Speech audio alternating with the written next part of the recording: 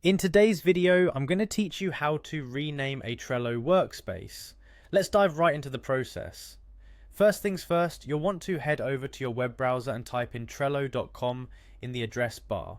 This will bring up the Trello homepage where all the magic begins. Once you're on the page, you'll notice a login button located in the top right corner. Go ahead and give that a click.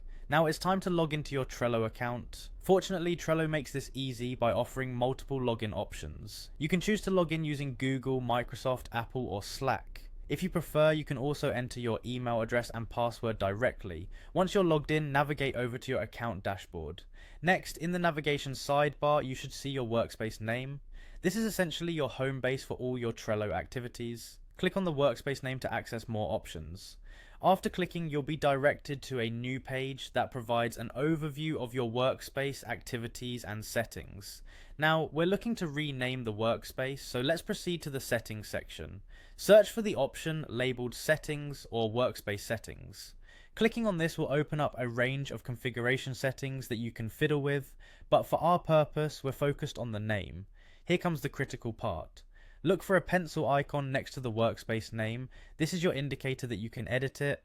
Some versions may instead show a rename workspace button, so be on the lookout for both.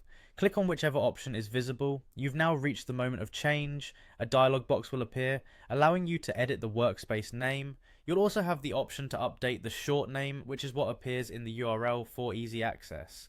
Feel free to make the desired changes, all while keeping in mind how you'd like others to perceive your workspace. Once you have updated the name, make sure everything in the input box reflects what you desire.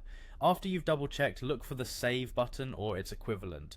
Clicking this will finalize the changes, ensuring your workspace is now recognized by its new name. And that's it, you've successfully renamed your Trello workspace. Now your space not only feels more personalized, but genuinely represents your projects or team.